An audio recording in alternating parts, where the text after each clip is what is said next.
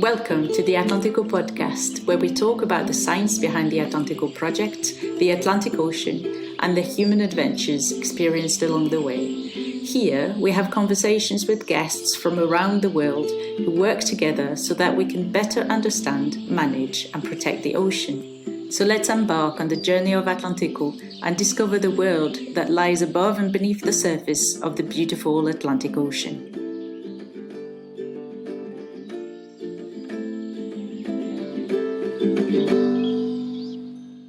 Welcome back to the AtlantECO podcast, and in today's episode we start a new series where I will talk to the ESRs of AtlantECO. ESRs, what's that? It stands for Early Stage Researchers, so these are all of the people involved in the project who are in the early stages of their scientific career. So that could be from master's students to PhDs and postdocs. And in these conversations, we'll discover what their research is about and how they contribute to AtlantECO. And to kickstart the series, I am speaking today with Fabio Benedetti, who's joining me today from Switzerland. So Fabio, hi, and welcome to the podcast. I am pretty happy to start this new series with you today. Hi, everyone. Hi, Louise. Thank you so much for having me, and thanks for everything you do for AtlantECO overall. And I was really looking forward to it as well. I'm very proud also to be the first one. Yeah, you are the first one of our ESR, so no pressure on you today, but let's see how this goes. So if you've listened to our podcast before, hopefully you have, at least a few episodes, you'll know that I like to start with a quick intro about our guests. So Fabio, can you tell me a little bit about yourself? So that means, where does your connection with the ocean come from? What has your journey been like from when you started in marine sciences to now and doing what you do today? Oh, how long do you have? Okay, so a bit about myself.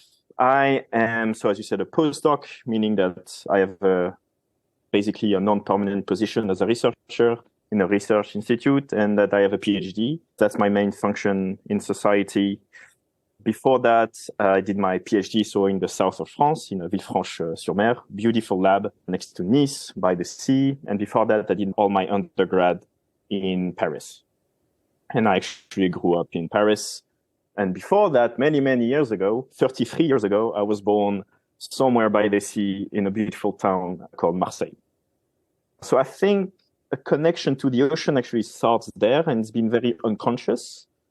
Being born by the sea and then spent a lot of time on holidays, always by the sea. So half of my family is actually Portuguese. So I would visit my family there in Lisbon and along the Atlantic coast almost twice a year. And I would spend a lot of time just, trying to watch whatever it is under the water, playing in the waves. So the sea has always kind of been there. And whenever I would go back to Paris to school, I would always feel like a bit depressed for several weeks because I was missing it.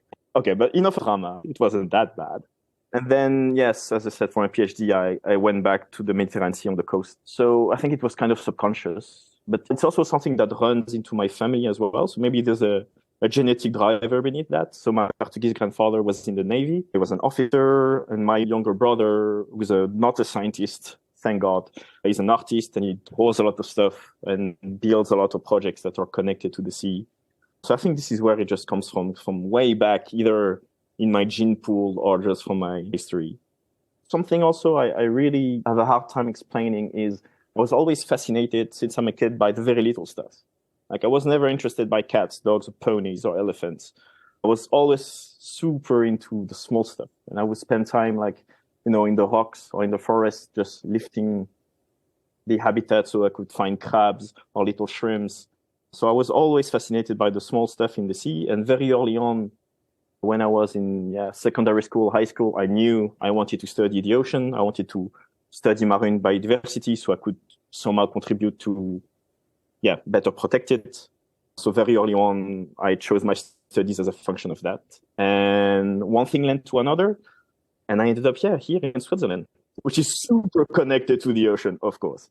Yeah, that's the best place for access to the ocean when you were to do a field research or anything like that. It's well known for its beautiful coasts. When I explain what I do, I think it will be clearer. So that's a good transition. Let's start talking a bit about what it is you do in your research, but let's start a little bit wide. So can you explain what it is that you study, the field it sits within, and why it is useful to do these things? So I study the biodiversity of the plankton, which within AtlantECO, you would call it as the microbiome of the ocean. So I've been studying plankton diversity for 10 years now, meaning I'm trying to figure out where the small things in the ocean are, why they're there, and where they're going to go into the future. By plankton, maybe I need to quickly explain what plankton is. It's anything that drifts along the currents. It can swim at a certain speed, but never swims strong enough to go against the currents. And it's mostly very small stuff, although it can also be large stuff like jellyfish. So my research is set in the context of what we call macroecology, so studying the ecology of these animals, but at a very broad scale in space and time. It also sits in the field called biogeography. So geography is where you position stuff, I guess, on a map. Biogeography is where you put biodiversity or biological organisms on a map. So actually, very concretely, a lot of my work is centered on the production of maps. And what I like to map is plankton biodiversity. So the number of different organisms, for instance, in a place of the ocean. If it's not the number of organisms, it can be the diversity of their connections, or it can be the diversity of their characteristics. For instance, where are the smaller stuff compared to the larger stuff in terms of body size, and so on. So generally, for my research, I use observations. Although I don't really go in the field, but I use observations of plankton that were taken in the field, and I use data analysis, so data mining, machine learning tools to kind of extract the information that is hidden in all these observations, so I can map indicators of plankton diversity in space and time. I like to use data that have been taken by other people in the past. I use data that are maybe 50 years old or 30 years old and 20 years old. And I combine them together. And this way we can extract information that was not seen before because we were using these data sets separately.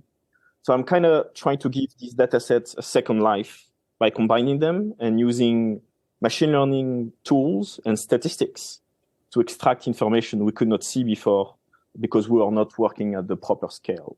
And so building up from that, you're studying all of that data, making those maps, and then why is it useful? What do people use that for? So it's very important to know where things are and what they do. And it's very important to also get a better understanding of what plankton biodiversity does and where it does it.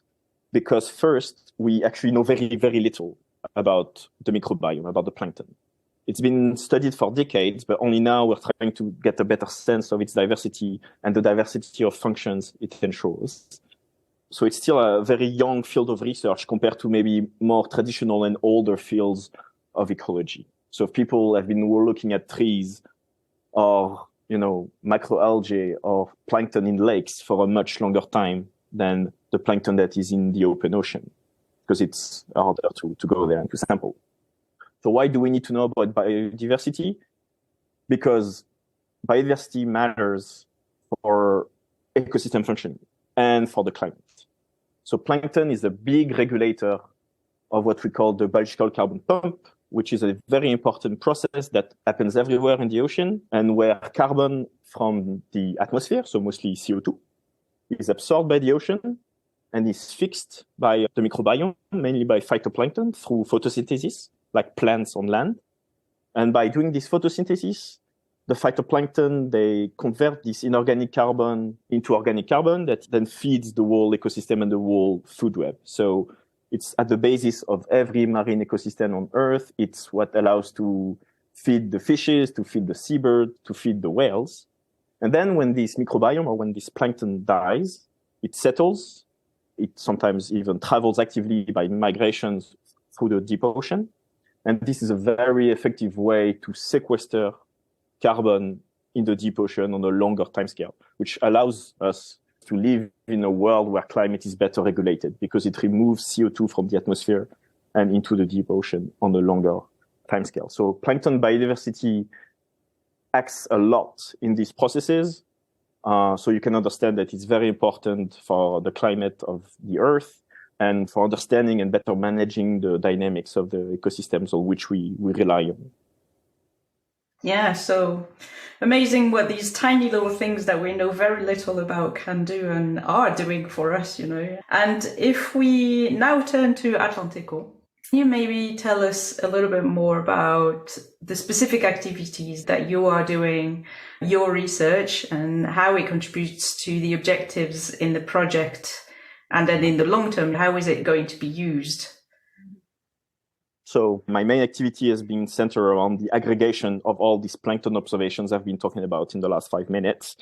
So one of my main role as a postdoc was to aggregate as many observations as possible of different plant species, phytoplankton, zooplankton, small stuff, large stuff, jellyfish, basically trying to gather as many existing data as possible to then make them more available to the community, because along the process, we don't just download, Excel sheets and combine them and then give them away. We also curate them. We verify the information that is inside. So kind of a vacuum cleaner for data, except that, you actually use what I'm giving. You don't throw it in the trash. It's also a mapping package, meaning that we try to develop statistical pipelines. So statistical tools based on code that will allow us to extract the information that is in all the data that we've aggregated. And with that, we're trying to basically provide maps about plankton biodiversity, plankton productivity. So not just the amount of organisms, but also the amount of carbon they produce. And from that, later on in the project, people can develop indicators on top of this to study, the diversity of interactions between the plankton species, how they're going to change in the future. This is also something maybe I haven't said right before, is that also what we need to know is that plankton is extremely sensitive to the variations of the climate, and especially temperature, salinity, oxygen, nutrients concentration, pH, so acidity. And all these factors are going to change a lot in the future, as we know, because of the anthropogenic emissions of CO2 and then climate change. So it's very important that we try to better understand how biodiversity will react to these future changes, so we can try to forecast in the next 50, 70, 100 years or even more how plankton diversity and production is going to change, so we can try to adapt to it. So yeah, this is kind of, I guess, the end goal of the data we are aggregating in. Otherwise, within the project, I've also been very involved in, although I'm an early stage researcher, I've also been involved in supervising other early stage researchers, attending a lot of meetings to try to contribute to give advice on different projects. Or I've been co-supervising master students and PhD students to kind of work towards a better understanding of the global patterns and drivers of plankton diversity and productivity and so on. Yeah. Does that answer your question, Eloise? It does, yes, very, very much so. And lucky students to have received some mentoring from you. I think they'll be set up for a great career in the future. I'm not even joking, I think you're great. You explain things in a good way. This is an amazing discussion. I'm not even paying you for this. Not yet, anyway. And I want to know a little bit, about your future. So what's on your horizon? What's coming next? And I don't know, what are your big dreams? I think we can establish different scales of dreams. Let's start at a very personal and selfish level. So as I said before, I've been working on plankton biodiversity for the last 10 years. I defended my PhD back in 2016. I'm now 33 years old, and I'm what we call an experienced postdoc. So what I'm saying is that I'm actually getting old, and I can see new students coming up, and they're actually way better than me at what I used to do. So I think I feel like it's kind of time for me to kind of settle, to find maybe a more permanent position in academia or some kind of job that is related to academia, so I can stay connected within this amazing community that we're working with. So basically to get a permanent job where I'm still connected to the community of ocean scientists, so I can maybe further support current, but also future ocean scientists that are going to be way better than me. There are way better and more efficient and clever students out there than me that can do a far much better job than what I'm already doing. So if I can get a job that helps them a bit, so it goes into the direction that I think is right, that would make me super happy, and that would be more than enough. I cannot stress the importance of the community within our field, whether it's in France, maybe people would have guessed from my accent, but I'm French, whether it's in France, whether it's in Brazil, in Italy, in South Africa.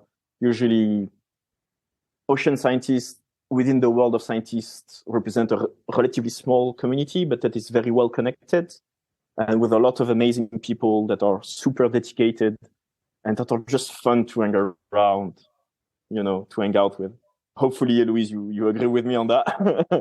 I do. I love it. I love speaking to everybody, and I love when we all meet up together. It's never dull. It's always full of passion and enjoyment, and we're all happy to be there and working together towards the same goals. So I don't have a specific dream job in mind.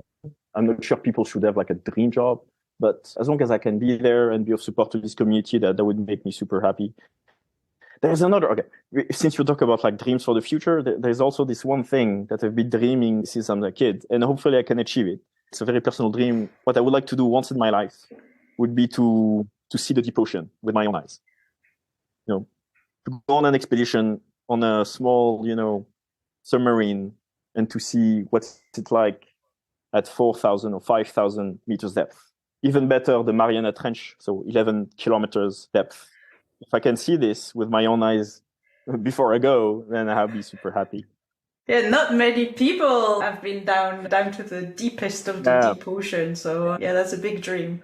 So anybody out there listening has an opportunity for you. Take me. Please take Fabio. He'll be a happy man. Yeah, I'll buy you a beer. That's the best I can offer. I mean, otherwise, as a dream, I just wish that maybe in the next years, decades, we get to live in a society where, maybe where people, and especially politics, listen to scientists more closely, because it feels very weird to live in a connection of governments that give funds to scientists so they can study the climate system, the ocean, the environments, and then they ask the scientists to make suggestions and to give directions, and then they don't really listen to them. I mean, if we can fix this, I think we'll have achieved a huge step forward. That's a good dream to have, and I think it's shared by many people. Hopefully, it'll all add up to a place where we can change this and change the way things are done. Unfortunately, it's the end of our conversation today. It's been really fast, but if we ended on something, I'd like you to tell me what is one piece of advice you would like to pass on to anyone that is starting their career in marine sciences. It's going to be difficult to give one advice, but give us as many as you like. Okay, just the main one would be that to keep in mind that a career in marine sciences can take many shapes and many directions. What I mean is that you don't necessarily need to do the classic, graduate studies like bachelor's, master's, PhD, postdocs. There are other ways to contribute to marine sciences, and the academics and the world that supports academics needs all kinds of profiles and backgrounds. So if you want to contribute to marine sciences, but you're not sure you want to do long studies and move around much, there's plenty of other opportunities where you can contribute. So first advice would be to contact people, the people that you think are interesting, the people that you think are doing interesting things. Just try to contact them, to discuss with them, explore the different opportunities. Because in our community, the people are quite responsive and they really, really like to help young students from any degree. When I contacted people, I've always received super positive responses. Keep in mind that there are many ways you can achieve a career in marine sciences. Although there is one common, let's say, functional trait or characteristic for everyone that kind of makes it into this field is that you have to be extremely motivated and sometimes determined. So be ready sometimes for a couple of rough waves. There's lots of ups, but also a lot of downs. It's important to know when to listen and also not to listen to people's advice and to stay true to yourself. So for instance, I remember after my first year of high school, I had really bad grades in mathematics and not so good in physics. I also had very good grades in history, geography, language, literature. So everybody was like, yes, Fabio should not pursue a scientific career. he should study, literature or history or languages because this is where his grades are best. And he definitely should not do science because he cannot do math. They were not entirely wrong. I'm not sure I'm the greatest at math, but I was super motivated and I kept telling them, no, sorry, I know what you mean, but this is not what I'm interested in. I want to study marine ecology and that's going to be it. And I kept my head down and I worked a lot, honestly. But yeah, I didn't listen. And so far it's been a pleasant ride. And the last piece of advice, especially for very early stage researchers, so master students and people that start their PhDs, I recommend to read as much as you can. Read books about marine sciences, read as many papers that are closely connected or not so closely connected to your field of research. Read whenever you can. Read as many papers as you can, because this is where you will build your knowledge. And if you have strong knowledge, then you're powerful. And you will go very far if you know what questions to ask and how to interpret your results. Whenever you have time, maybe sometimes it's not worth spending a month only doing analysis, but yeah, take the time to read. That's very important. Yeah, that's a lot of very good advice. And for anybody listening, if you want to get in touch with Fabio and ask him all sorts of questions about marine sciences and maybe your future career in it, then make sure to do so. And it must be a French trait to never listen to the teachers that says you cannot do something, because I was exactly the same. Somebody said, no, you're not good enough to do biology and chemistry. And I was like, yeah, but I want to do biochemistry, so I'm just going to go and do it. Yeah, and there's tons of people that will always be prepared to give you good advice because they think they know everything, but sometimes just, no. Yeah, so you have to know when to listen and when just to push through and surround yourself with the right people and the right network. And as we said, the network in marine sciences is amazing. I guess that's the end of our conversation today, Fabio. It's been an absolute pleasure, as usual. And hopefully I'll see you in Brazil when we all meet there in autumn. Yeah, very much looking forward to it. We hope that you've enjoyed today's episode and look forward to seeing you next time. You can follow the AtlantECO project on our website on www.atlanteco.eu, and you can also find us on Twitter, Instagram and Facebook. All the links and information on the project and on today's episode is in the show notes. AtlantECO is a project funded under Horizon 2020, a European Union research and innovation programme.